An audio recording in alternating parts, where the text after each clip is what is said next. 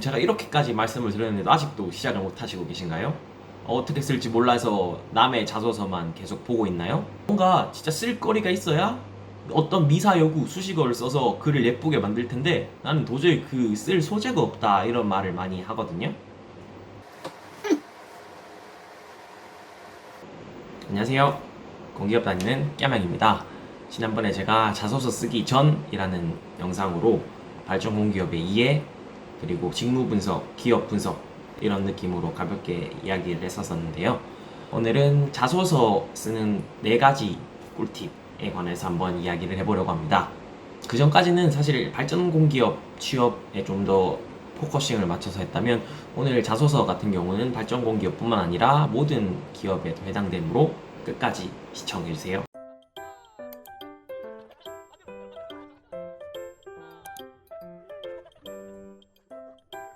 모든 취준의 첫 번째 단계, 자소서입니다. 그런데 자소서 여러분 써보셨나요? 정말 어렵죠? 도대체 어디서 어떻게 시작해야 되는지, 뭘 어떻게 적어야 되는지 배운 적도 없고 막상 하려니까 내가 평소에 글도 쓴 적도 없는데 정말 답답하실 겁니다. 그래서 자소서를 쉽게 시작하는 첫 번째 방법 알려드릴게요. 첫 번째, 일단 쓰세요. 네? 무슨 소리냐고요? 그냥 쓰시라는 겁니다. 모든 취준생분들이 자소서를 쓰려고 이제 기업 홈페이지 들어가서 자소서 항목들을 봅니다. 그런데 그 질문을 봐도 무슨 말인지도 모르겠고 또 내가 이 질문에 대해서 어떤 경험을 써야 되지? 그리고 이런 경험도 없는 것 같은데 이런 고민만 하다가 보면은 자소서를 쓸 수가 없어요. 일단 시작하셔야 됩니다. 지금 당장 자기의 스펙이 최대한 많이 기록이 되어 있는 입사 지원서를 하나 프린트를 하세요. 그리고 그것을 옆에 두고 자소서 항목과 비교를 해봅니다. 질문 하나에다가 이 스펙을 여기 쓰면 되겠다부터 한번 생각을 해보세요. 그리고 그 스펙을 정했다면, 관련 경험을 정했다면 바로 일단 적어보세요. 뭐라도 끄적끄적해야 시작이 됩니다. 고민만 한다고 절대 좋은 자소서가 나오지 않습니다. 시작이 반이라는 말 정말 맞고요. 아니 그냥 진짜 한번 적어보시면 압니다. 일단 막 시작하면은 이게 술술 풀리면서 자소설이 될 수도 있거든요. 좋은 의미의 자소설입니다. 그만큼 잘 적힌다는. 제가 이렇게까지 말씀을 드렸는데 아직도 시작을 못 하시고 계신가요? 어떻게 쓸지 몰라서 남의 자소서만 계속 보고 있나요? 물론 남의 자소서를 이제 보고 참고하는 것은 좋지만 처음부터 너무 남의 자소서를 많이 보게 되면은 그런 형식의 틀에 갇힐 수도 있습니다. 그렇기 때문에 일단 본인의 자소서를 써본 뒤에 남의 자소서를 보면서 비교하는 것을 저는 추천드립니다. 자소서 쓰는 두 번째 팁, 소스 정하기입니다. 이 소스에 관해서는 제가 지난번에 스펙 영상에서 한번 제대로 이야기를 했었는데요. 그 영상을 안 보신 분들 위해 다시 한번 설명을 드릴게요. 과거의 저를 포함한 모든 취준생분들이 자소서를 쓰면서 항상 하는 말이 있어요.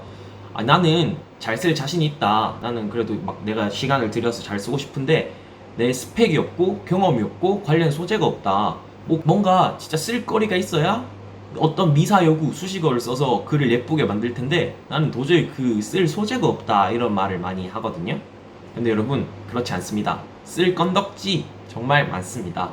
거창한 공모전 입상, 자격증, 인턴 경험 같은 큰 스펙 필요 없어요. 그냥 본인의 경험을 잘 한번 찾아보시고 그것을 잘 녹여내면 됩니다. 이전에 했던 얘기를 다시 한번 하자면 전국의 모든 취준생들은 자소서와 면접에서 모든 동아리의 회장, 부회장, 그리고 학생의 간부가 됩니다. 왜냐고요? 자신의 리더십을 어필해야 되거든요. 뭔가 동아리의 회장, 학생의 간부, 리더십 있어 보이잖아요? 그래서 모든 전국의 대학생들이 다 간부고 다 회장이에요. 그냥 일반 회원은 없어요. 그렇기 때문에 정말 1도 의미 없습니다.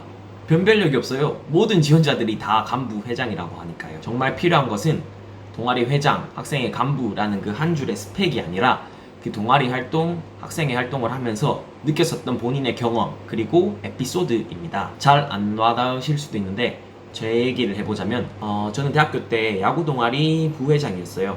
이거는 그냥 스펙적으로 말하는 게 아니라 진짜였는데 어쨌든 운동 동아리다 보니까 경기나 시합에 이제 출전하는 그런 스타팅 멤버 혹은 출전율이 되게 중요했어요. 모두가 운동을 같이 하고 싶은데 인원은 정해져 있다 보니 어쩔 수 없이 인원을 선별해야 됐죠.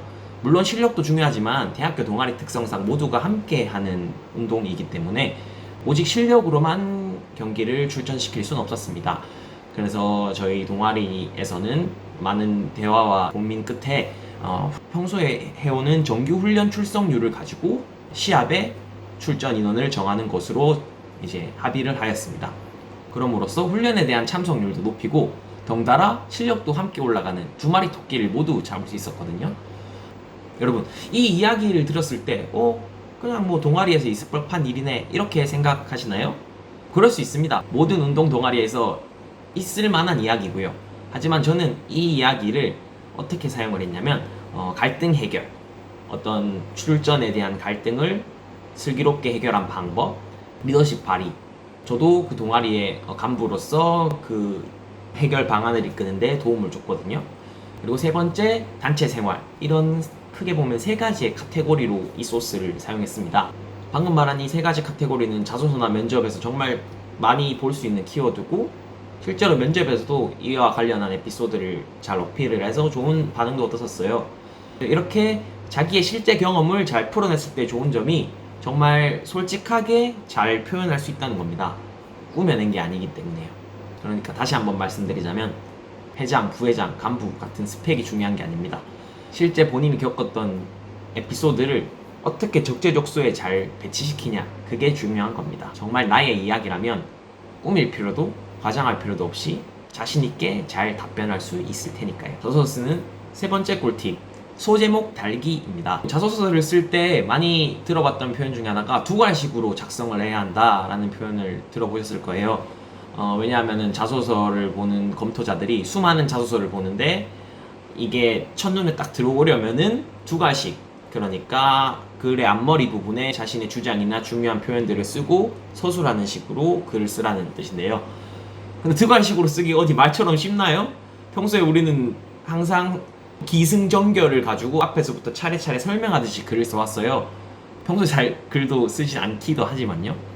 그렇기 때문에 두괄식으로 쓰는 게 아마 익숙하지 않으신 분들이 많을 겁니다. 저 역시도 그랬고요. 그럴 때 추천드리는 방법, 바로 소제목을 다는 겁니다. 예를 들어서 자소서 질문 항목이 갈등을 해결한 경험을 써라 라는 것이 나왔고, 아까 저의 경험을 토대로 답변을 한다고 했을 때 자소서 첫 문단에 대괄호를 치고 모두가 납득할 수 있는 기준 설정을 통한 갈등 해결, 이런 식으로 소제목을 다는 겁니다.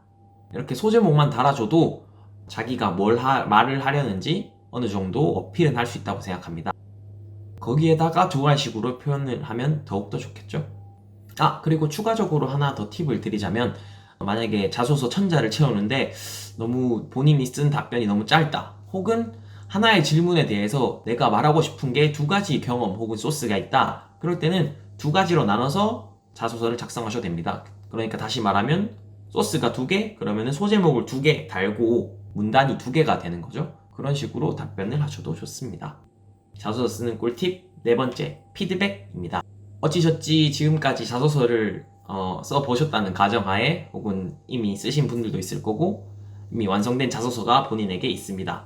굳이 자소서 전체를 완성하지 않았더라도 한 질문에 대해서 답변을 한 어느 정도의 글이 있을 겁니다. 그리고 본인이 한번 읽어보세요. 정말 부끄럽죠? 얼토당토하는 말을 하고 있기도 하고 억지로 막 끼워 맞추려고 한 그런 게 보일 수도 있습니다. 물론 본인이 계속 수정을 하고 교정을 하겠죠. 하지만 더욱더 중요한 것은 남들에게 보여주는 것입니다. 부끄러울지라도 남들에게 본인의 자소서를 보여주고 피드백을 해달라고 하세요. 피드백을 통해 본인의 자소서가 업그레이드 될 겁니다. 친구든 가족이든 선배든 스터디원이든 모두에게 일단 보여주세요. 많은 피드백 속에서 본인이 납득할 만한 것들, 그런 것들을 잘 취사 선택하셔서 업그레이드 하면 됩니다. 그리고 본인이 자소서가 어느 정도 완성이 됐다, 몇 개 이상의 질문들에 대해서 답변을 한 자소서가 있다, 그렇다면은 취업 전문가에게 한 번쯤은 피드백을 받는 것도 좋습니다. 굳이 돈을 주고 취업 컨설턴트를 찾아갈 필요는 없어요. 국가에서 혹은 학교에서 지자체에서 지원해주는 많은 프로그램이 있습니다. 온라인 첨삭 프로그램도 있고요. 그런 것들을 잘 활용하시면 무료로 얼마든지 전문가들의 피드백을 받아볼 수 있습니다. 이렇게 주위 사람들 그리고 전문가들에게 받은 피드백을 통하여 업그레이드 된 자소서, 그 진짜 잘 쓴 자소서는 어디든지 사용할 수 있습니다. 정말 사골처럼 진하게 우려 먹을 수 있거든요. 그러니 꼭꼭 많은 피드백을 통하여 최소 하나의 항목에 대해서라도 자신이 확실하게 답변을 할 수 있다 하는 그런 자소서들을 차곡차곡 쌓아가시면 됩니다. 이렇게 오늘 자소서 쓰는 4가지 꿀팁에 대해서 한번 이야기를 해봤는데요.